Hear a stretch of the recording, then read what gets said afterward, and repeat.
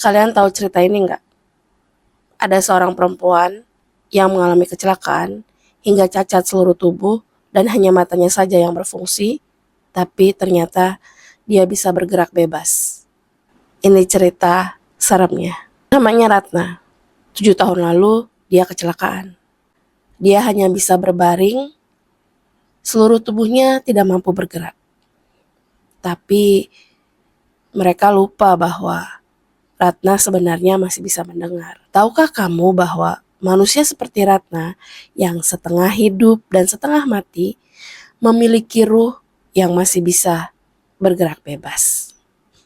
Karena jasadnya Ratna tidak bisa berinteraksi dengan manusia, maka tinggal ruhnya saja yang bisa berinteraksi dengan mereka yang tidak terlihat.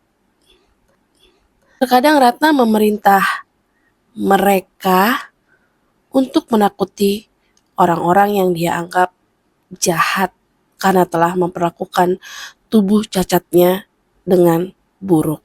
Beberapa perawat misalnya, ketika mereka merawat Ratna tapi dengan buruk, maka Ratna hanya tinggal meminta teman berambut panjangnya yang wajahnya hancur pada bagian pipi hingga hanya terlihat tengkorak, lalu bola matanya entah hilang kemana, untuk duduk di ujung kasur ketika suster itu datang untuk merawat Ratna dengan buruk. Perempuan itu hanya tinggal tertawa. Hihihi. Lalu suster itu akan lari ketakutan. Sayang, ini bukan hal yang lucu jika terjadi pada orang yang paling kamu cintai. Suaminya Ratna tidak jauh berbeda dengan mereka.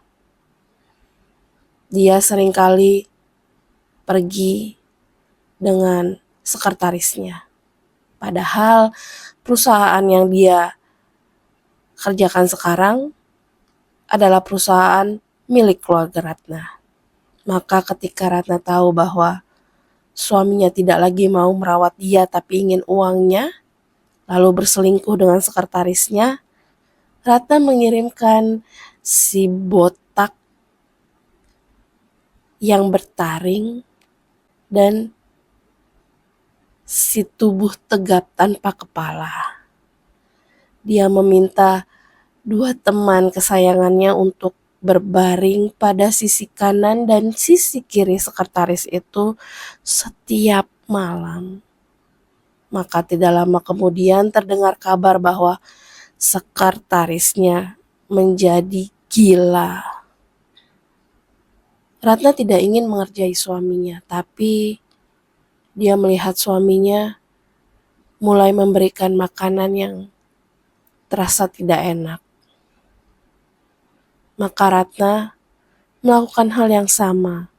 Dia mengirim teman-teman yang tak terlihatnya untuk mulai menemani suaminya dimanapun dia berada.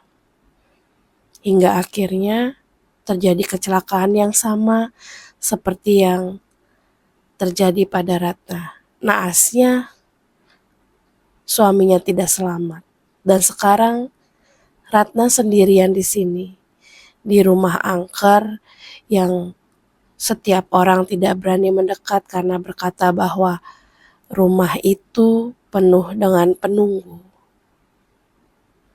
Sayang sekali, Ratna pun akhirnya menyusul orang-orang yang dia kerjai karena temannya hanya ruh yang tidak bisa merawat Ratna.